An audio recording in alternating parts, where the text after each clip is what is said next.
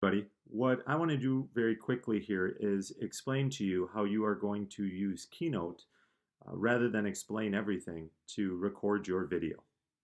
The reason that we've opted to not use explain everything as we had initially indicated was we weren't aware that the district had not purchased the full suite for explain everything. Had they purchased that, you would be able to use explain everything from your various homes and make one final video as a whole. Unfortunately, they didn't purchase that, so your ability to record audio and edit separately from each other is not there. So we've instead opted to use Keynote as a more standardized option. Again, if you feel that there is a different site that you prefer to use, that you can do all of this same functionality, you have a PowerPoint at the end, and you are able to make a specific exported 25 to 30-minute video. You can use that. What we will not allow is a PowerPoint that just has audio recorded on each individual slide. It has to be able to be exported as one complete movie file and saved to that folder. With that being said, I'm going to walk you through the steps on how to use Keynote here. It's pretty user-friendly and similar to what you've used already, and it has that functionality of working from home, adding audio, and exporting as a folder. So let's take a look at Keynote. So to begin, we'll take a look at my iPad here. You're going to go into Keynote, which is a district app. So if you don't have that, you can download that from the self-service. You will need that. But once you get into Keynote itself, you're going to just hit the plus sign here up in the right-hand corner, and you're going to create a presentation. Now you've got a lot of different options here that you can go through, and it really is like Google Slides in that regard. So I have one that I've kind of just pre-made for us here to walk us through this sample. So I've got a title slide here. Now some of the things, obviously just like anything, by double clicking, and I'm just double tapping here, you can create and adjust. You can resize pictures by clicking and dragging. You can hit this little plus sign in the corner, and that will bring up your camera roll, as well as bring up your camera itself if you would like to do that per se. Other things that you can do that I want to show you is down here in this bottom left hand corner, you can see this audio that is located there, and I want to show you how to insert your own audio. Now I have some text here that kind of goes through it step by step as well, but the way that you're going to do this is you're going to click the plus sign in the top right corner, and then you've got charts, graphs, shapes, different images. Then you're going to come down here and you're going to click record audio. Now what you will see is you will get this toolbar here down below. All you simply do is just click and start to talk, and it's going to record your voice. When you're all finished recording your information on that slide, you're going to hit stop. Then at that point you can go back and preview it, or you can edit it down, removing chunks of it. You can trim it, etc. And when you're done, you're going to hit insert. Now this we can kind of drag and put wherever it is we want it. Now if you wanted to edit that after the fact, you're done and say I want to redo part of it, by clicking on it once, we'll bring these things up. You can hit edit. It will reload that audio, and you can again trim it, or you can come here and you can record off the end of it again. And when you're done, you hit finished.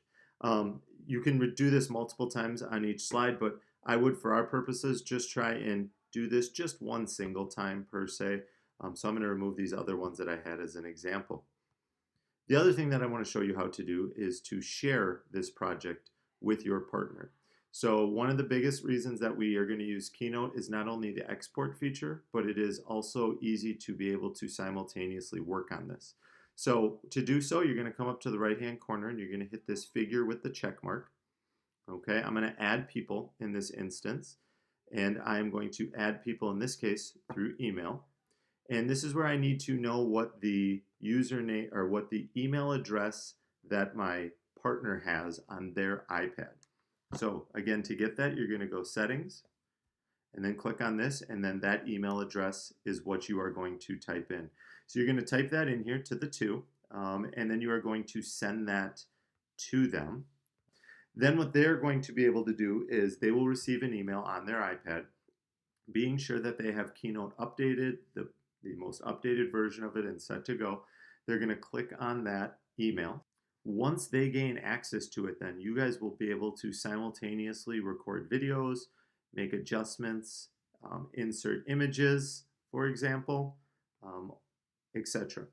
For Mr. Paler and my purposes, we actually did a practice and a sample keynote on our phones with one another. So I created a presentation, sent him, texted him the share link, and he was editing it and adding all the same functionality on your iPad on his phone, and I was doing it on my phone. So it is super functionally literate in this regard, and it is flexible, provided you are on a mobile device.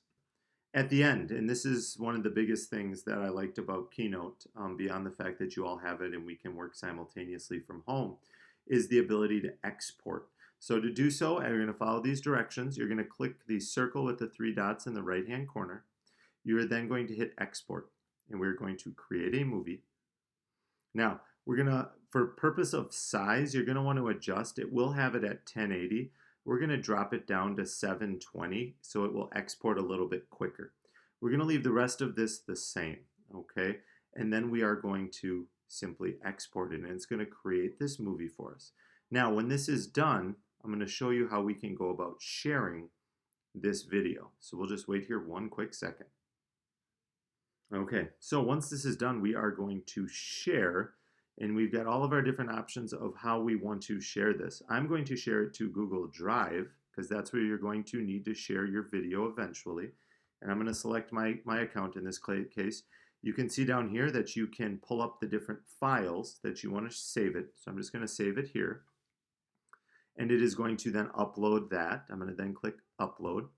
And it's going to upload that to your Google Drive. What you then are going to do is make a copy of that into the shared folder that is for the appropriate class period as well as the topic of your presentation. Now, it's important that we have this movie. What we do not and will not accept is a PowerPoint that just has individual audio clips recorded. We want that PowerPoint. We also want the video, the completed video as well. So we want both of those separately, okay? If you have another service or another product that does the same thing, you feel free to use that, whatever works with you and your partner. But in the end, be sure that we can get an exported movie so your classmates can hit that play button and in 25 to 30 minutes learn about your topic as a whole, or they could go through the PowerPoint separately. If you have any questions, let us know.